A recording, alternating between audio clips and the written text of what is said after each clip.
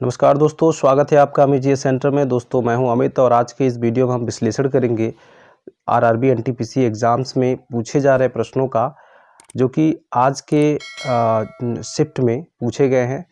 तो इन प्रश्नों को हम देखेंगे और इनसे हम एक चीज़ क्लियर कर लेंगे कि किस किस टॉपिक से प्रश्न पूछे जा रहे हैं।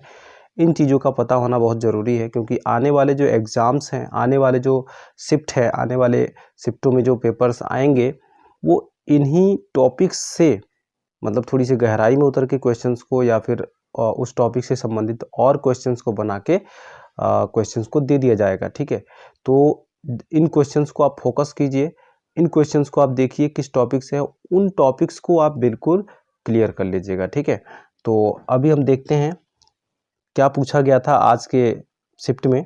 तो आज का जो पहला प्रश्न है, ऑस्ट्रेलियन ओपन 2020 के विजेता कौन है। तो ऑस्ट्रेलियन ओपन को भी हमको पढ़ लेना है। ठीक है, ऑस्ट्रेलियन ओपन से संबंधित उप विजेता कौन है।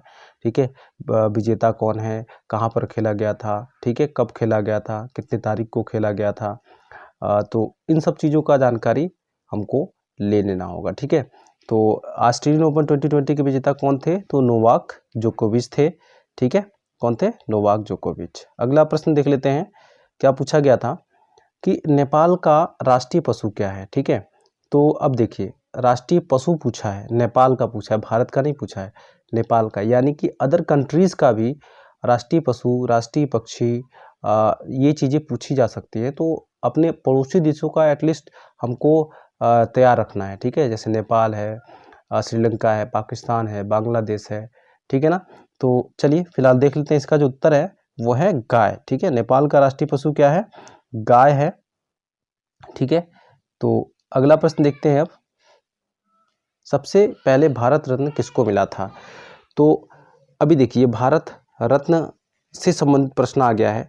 सबसे पहले किसको मिला था, तो 3 लोगों को मिला था, चक्रवर्ती राजगोपालाचारी को और सीवी रमन जी को, एस राधा कृष्णन को। ठीक है, तो यहाँ पर ये तीनों तो हमें क्लियर कर ही लेना है। ठीक है, याद कर लेना है। साथ ही साथ इनसे संबंधित और प्रश्न, जैसे कि भारत रत्न जो दिया जाता है उसका आकार कैसा होता है, मतलब उसके हिस्ट्री को हमको पढ़ लेना है अच्छे से। ठीक है, भारत रत्न किसको दिया जाता है और उसको प्रदान कौन करता है, इस तरीके के बहुत सारे प्रश्न बनते हैं भारत रत्न से संबंधित। ठीक है, तो उनको भी हमको तैयार कर लेना है, क्योंकि क्वेश्चंस जो हैं इन्हीं चीज़ों में से उठाए जाएंगे। ठीक है, चलिए अगला प्रश्न देख लेते हैं। जनरेटर किस सिद्धांत पर कार्य करता है, तो जनरेटर फैराडे के सिद्धांत पर कार्य करता है। ठीक है, अब यहाँ पर तो जनरेटर आ गया है, अब आपसे अगले उसमें डायनमो पूछा जा सकता है। ठीक है, तो डायनमो का भी आपको पढ़ लेना है, उसको भी तैयार करके जाना है। चलिए अगले प्रश्न पे चलते हैं। अगला प्रश्न है, अंतर्राज्य परिषद के संबंध में उपबंध किस अनुच्छेद में है, तो आर्टिकल 263 में है। ठीक है, चलिए अगले प्रश्न पे चलते हैं। अगला प्रश्न है, IAEA का मुख्यालय कहाँ है, तो ये इसका जो मुख्यालय है वो है वियना में। ठीक है, यानी कि ऑस्ट्रिया के वियना शहर में। ठीक है, इसका जो पूरा नाम है वो है इंटरनेशनल एटॉमिक एनर्जी एजेंसी। ठीक है, मुख्यालय है वियना में। अगला प्रश्न देख लेते हैं, प्लासी का युद्ध कब हुआ था, तो प्लासी का युद्ध हुआ था 1757 ईस्वी में। ठीक है, अब प्लासी से संबंधित और भी चीज़ों को आप लोग पढ़ लीजिएगा। इनमें से कौन सा ई कॉमर्स कंपनी नहीं है। ठीक है, प्रश्न कुछ ऐसा पूछा गया होगा जिसमें ऑप्शन में दिया होगा 3 ई कॉमर्स कंपनियों का नाम और एक दिया होगा किसी सोशल मीडिया प्लेटफॉर्म का नाम, जिसमें कि ट्विटर शामिल था।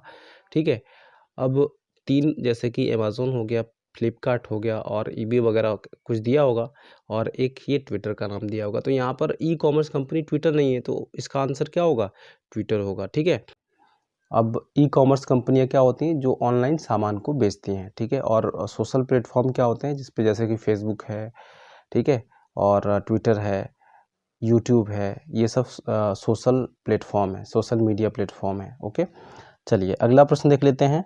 पहला गोलमेज सम्मेलन कब हुआ था, तो पहला गोलमेज सम्मेलन हुआ था 1930 में। दूसरा कब हुआ था, 1931 में। तीसरा कब हुआ था, 1932 में। ठीक है, एक चीज़ और ध्यान रखना है आपको कि इन तीनों सम्मेलनों में भाग लेने वाले भारतीय कौन थे, तो वो थे डॉक्टर भीमराव अंबेडकर। ओके, अगला प्रश्न देख लेते हैं। अगला प्रश्न आया था, इंपीरियल बैंक ऑफ इंडिया से एसबीआई कब बना था? यानी कि बैंकों से एक दो प्रश्न जरूर पूछे जा रहे हैं, तो आप लोग बैंकों से रिलेटेड थोड़ी अपनी जानकारी को बढ़ा के जाइएगा, ठीक है। तो अभी इंपीरियल बैंक ऑफ इंडिया से एसबीआई, यानी कि एसबीआई से पहले क्या था? इसका नाम था इंपीरियल बैंक ऑफ इंडिया। तो एसबीआई कब बना इंपीरियल बैंक ऑफ इंडिया से? वो बना 1955 ईस्वी में, ठीक है। चलिए अगला प्रश्न है, लालटेन में तेल ऊपर की ओर किस कारण चढ़ता है? तो लालटेन में हमने देखा होगा कि हम जब उसको जलाते हैं तो वहाँ से एक नीचे की तरफ बत्ती पड़ी होती है, ठीक है, कपड़े की बत्ती बनी होती है, वो पड़ी होती है और तेल उसके सहारे ऊपर की तरफ चढ़ता है और क्या होता है फिर? ऊपर चढ़ता रहता है और जलता रहता है, ठीक है। तो वो किसके कारण चढ़ता है? तो वो केशिकत्व के कारण चढ़ता है, ठीक है। तो यहाँ पर राइट आंसर केशिकत्व के कारण है। अगला है, फादर ऑफ माइक्रो इकोनॉमिक्स किसे कहा जाता है? तो फादर ऑफ माइक्रो इकोनॉमिक्स कहा जाता है अल्फ्रेड मार्शल को। अगला प्रश्न देख लेते हैं, सांची का स्तूप किस राज्य में स्थित है? तो सांची का जो स्तूप है वो किस राज्य में दोस्तों? तो वो है मध्य प्रदेश में। किस लिए प्रसिद्ध है? तो ये एक बौद्ध धर्म का एक तीर्थ स्थल है, बहुत ही मशहूर तीर्थ स्थल है सांची का स्तूप, ठीक है। मध्य प्रदेश की राजधानी क्या है? तो भोपाल है। भोपाल में एक बहुत ही फेमस गैस त्रासदी हुई थी। कब हुई थी? 1984 ईस्वी में। उसका नाम क्या था?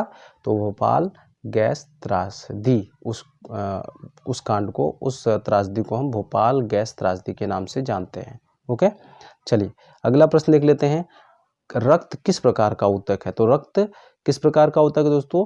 तो रक्त एक प्रकार का ऊतक है और वो कौन सा ऊतक? संयोजी ऊतक है, ठीक है। चलिए अगला प्रश्न देख लेते हैं।